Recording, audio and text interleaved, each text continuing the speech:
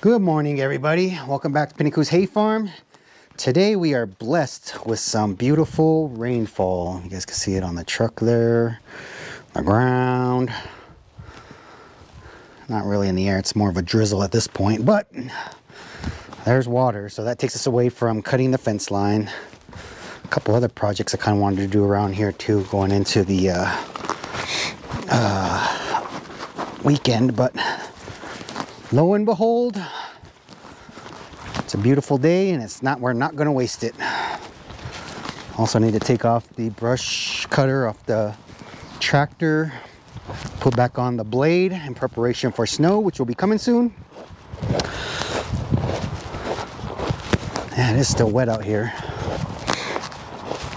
So a couple things. I know on the last video that I had a little bit of a sound issue there. I just recently learned about the concept of gain and how having gain down on your microphones is bad. And I don't know how, but somehow my gain ended up down on my last video. Didn't know how to fix it. But like I said, you know, as I learn, I'm just gonna put it out there and put it on there. So gain's an important thing for sound when you're dealing with microphones. Also the ability to edit sound, which I still haven't really gotten to yet. I haven't learned about it, but I wanna be able to kind of do that so I can boost audio when I need to. Maybe take out audio, for example, like when the tractor's running and stuff like that. There'll be times when I think adding in audio instead of listening to tractor noise or something like that would be important. I don't know if you guys can see this, but there's like a fog, like a mist that's out here on the field. You can probably see it out there a little bit better. Yeah, see out here? Going out to the house, like a little mist smudge thing. I don't know what's going on there. Looks pretty cool. It's actually moving too. It's in motion. So as the wind's kind of blowing, or the breeze, it's moving with it. See, this is what we put up on that last video, and I'm supposed to turn this one to make it look like this one. Just haven't gotten there yet, but because it is sprinkling, I do want to get us inside and take a look at some bales today. So I'm a grass hay farmer. There's different types of hay that's out there. Some have protein, some have legumes. I've seen things as far as teff, paca verde, alfalfa, clover, rye, oats. There's oat hay, there's straw, there's grass hay. So what does all this mean? What's all this mean to people? Well, what it means is that, you know, for a particular type of animals that you're or categories of animals you're feeding, some have preferences over certain things. Even within producers sometimes have animals that they utilize for different purposes. Some have horses that just graze and they don't need a lot of energy, so maybe they're just grass animals. Some have like rodeo people. They tend to, you know, their animals are always active, so alfalfa, clover, legumes are always good for that kind of stuff. I'm not going to go too far into this video. The one thing I want to talk about is my hay. So my hay, I'm a grass hay farmer. The reason I'm a grass hay farmer is because that's kind of what the market dictated. I came here, I put some water on the ground to see what was out there from my dad's past fields that he had. Turns out a lot of smooth brome is out there. So I was like, okay, let's start with that. I was able to, in the second year, so first year was just irrigating, see what grows. Second year, I grew what was there, fertilized it, aerated it, irrigated it, and then when it grew enough, we got it cut, and then I just kind of reached out, do some market analysis to see who would want this, and then actually get a bunch of customers together and see what else is it that they want, because again, early stages of the field, you want to kind of be able to cater to what people are looking for. Are they looking for alfalfa? Are there certain types of things? Do they want oats? Should I be more focused on grains? So I didn't know. But in asking, talking to people, and people just driving by and seeing the grass out there, they were asking if I have grass hay, and I said, yeah, that's what I have right now. It's like, but I'm open to suggestions. Turns out grass is actually pretty popular in this area. A lot of people that have horses really like this. I have customers that have llamas. I have one yak customer. Don't know how I got that, but okay. But it's a good alternative for everybody. It's a nice, clean, quick burning forage. Doesn't get animals anxiety if they're penned up or something like that, like legumes sometimes can because of the proteins. So I went with the smooth brome. The people that actually got it the first or the second year that when I was growing it out, they actually came back to get more. So that was kind of my indication that this is a good thing to go with. So I planted more smooth brome out there, and then I started seeding in some Timothy and a little bit of orchard grass. But this past year I didn't have a lot of irrigation because we're putting in the pivots. But next year we're going to go full speed, and then I will overseed both Timothy and orchard grass again, and I'll also be moving into more brome, and I'll talk about that in a second.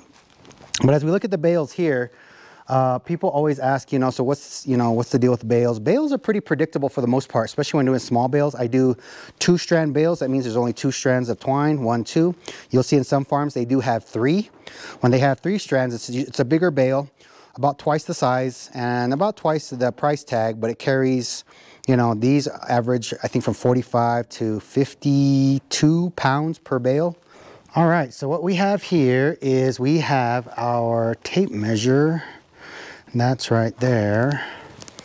Grab that. This is about standard bale, I believe, for what we have. Most 2-strand bales, small bales, are usually about 18 by 36. Some people will want them a little shorter. Some people go a little heavier. Densities can vary too, depending on what a customer prefers out of their baler. Sometimes they go real packed in there and try to get as much as they can. Others, you know, there's reasons to and not to have dense bales. But for the width, let's see here. Looks like we are sitting at about, well, it looks like it's right at about 18 right there. So 18 inches. Length. This bale might actually be a little longer than it should be. So we'll say about right there. It's about 37, almost 38. So it should be about a 36-inch bale. And they vary, you know, we can't, things that come out of the baler, every now and then you'll get short ones like the little guy we have here. That's a small guy. This is a little longer than it probably should be. This one's been bent because it's been dropped out of the stack. And here we have, what is that, 14? Yep, so 18 by 14 by 36. So that's pretty much the average bale. And it'll be the same for most of these bales as well too. This little guy here though, this was one of the test bales that came out in the beginning. And then as they're adjusting the length. So this one's only about 31 inches. And usually what I do with those is I'll just go ahead and throw them onto somebody's stack when they're stacking a truck or trailer. Just throw it on there for free, it's extra. But bales themselves, that's the dimensions. Makes it easy to stack. So in this case, there's three bales on each row here, and I just alternate flip them. So it's 1 perpendicular, 2 parallel, and then when I get to the next row, flip it. So it just kind of keeps going back and forth as it goes up. You can also see that here with these bales. Now these bales, same dimensions, but you can kind of see they're actually in rows. So it's kind of, you have rows of 2, and then it just flips sideways. Perpendicular, parallel, perpendicular, parallel. Same thing with this row, same thing with this row, same thing with this row. And then ordinarily when you have a lot of hay coming in, what I'll do is I'll actually vary up the way it's done like this, because you want to, actually go higher with the stack. And in doing so, you know, you got to make sure that it doesn't just fall forward, that you create a safe environment. So the way you interlace your bales is kind of important. Something maybe we can talk about in another video. But I want to get back to kind of what's inside the bales. So inside these bales, you can kind of see here, all mostly smooth brome. Like I said, we did plant Timothy and orchard grass out there, but without the proper irrigation that I was hoping for this year, we didn't really get it to pop through. Next year we'll reseed, we'll fertilize, we'll aerate, and we have the pivot going now. So next year we should have a good chunk of bales coming out of that. Now in terms of the brome grass, one of the things I found out is when you're dealing a lot with just raising grass hay, there's a limited season to it, and that season is kind of the spring. These are cool grasses. The workaround for it, because you know I still do want 2 to 3 cuts per year if I can get it. When you're dealing with grass hay, usually it's like that's your spring cut. Then as you get into your summer, clover, alfalfa, some of that stuff tends to come through a little better. Orchard grass, and we have orchard grass out there. We'll put a bunch more out there. But this coming year, I think I want to switch into a meadow brome, which is a little more temperate of high temperatures. And then also some, I'm currently using a Climax Timothy. That's what I put out there this last year. But I think this coming year, what I'll end up overseeding into the ground is some Conquest Timothy. And again, that tends to do better. I think there's a guy that I was watching on YouTube. He has a farm in Nevada, and I think his temperatures were up to like 99 to 101.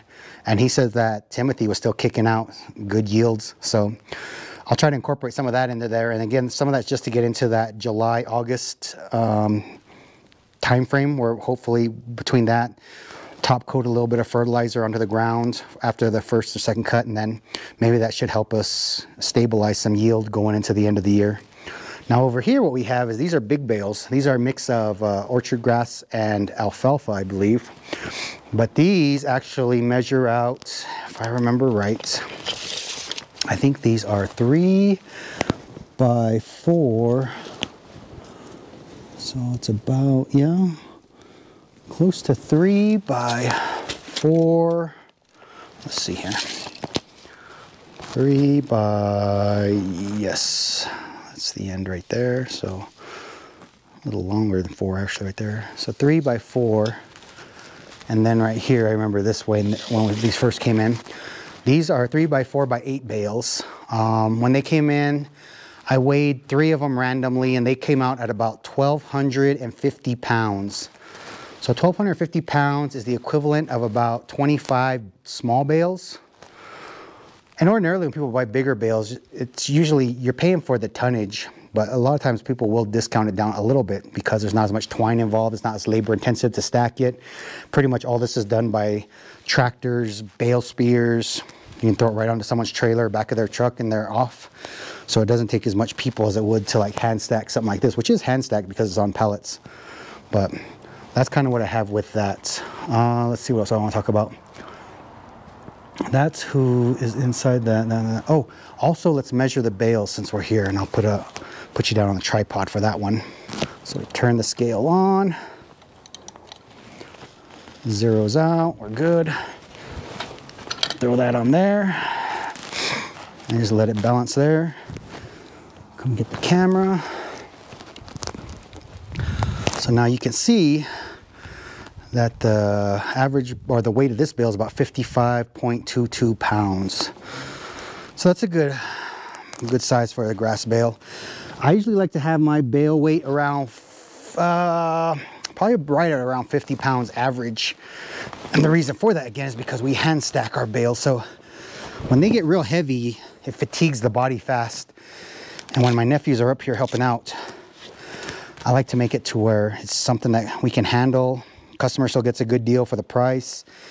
And also when the customers are stacking it into their trucks or trailers, you know, we want to make it a good experience for them as well too. So I find there's a balance, and I think the balance is kind of right at 50 pounds. 50 to 55 pounds is usually about where I like to be. So that bale's perfectly in line with what we want.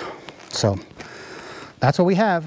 38 by 14 by 36, or 18 by 14 by 36 for the dimensions. What it consists of is brome, smooth brome for now, and then we're going into orchard grass, Timothy, and brome into the summer. Again, primarily, I think that this is a for a horse customer mix, but that's what I have. I have a lot of horse customers, and then anybody else that wants. I mean, you can feed it to any animal. But as far as temperamental animals, you know, it's easier to feed grass hay to cows than it would be to feed alfalfa or clover to animals that aren't supposed to have that. So it's an all-purpose thing. It's just, you know, some people will say if you want to dense up your bale, you know, you add in the legumes, and you can, and you'll even increase your tonnage per acre, but that's not what I'm going for. I really am going for equality and for my customer markets. And the people who have bought from me are really pretty loyal to me for the reason that I'm upfront with them. I communicate. They know how many bales I bring in, what that price is, my expenses. I'm more than happy to share that usually with my customers, how much it costs me to do this stuff. And then that way they can kind of see that what I'm offering them really is a fair price. And all I'm trying to do is, as the fields get better and I can increase the amount of bales I have, that's kind of how I'll make my money. It's not by, you know, charging the most I can for a customer. It's, you know, making sure that they get a good value for what they get and that they return to me. And if there's any problems, that they communicate that with me. But that's bales, that's what's in them. And you guys have any questions about it, please send that in the comments. As always, please like the video, subscribe if you can. That's important to me. I'm trying to build the channel, and again, as I get better with editing, I'll add some extra stuff. I'll learn about how to incorporate the B-roll footage in there, and, you know, cut up the the film a little bit better and put that, you know, into better use. But as you can see, you know, the videos have been a little bit, they have been doing a lot better, especially thumbnails, titles, all that stuff. And then I'm always trying to explain where I am in that process, but that's not really today's video. Today's video is really just about talking about the hay. So that's what's in the bales. That's what we provide to our customers. We're very proud of the hay we grow, and we'll continually work on quality and getting good tonnage per acre, as well as having a good, strong, sturdy bale that both customers can enjoy and we can be very proud of. So with that, I'll leave it to you for today. Look forward to seeing you guys down the road. Have a good one. We'll see ya. Bye.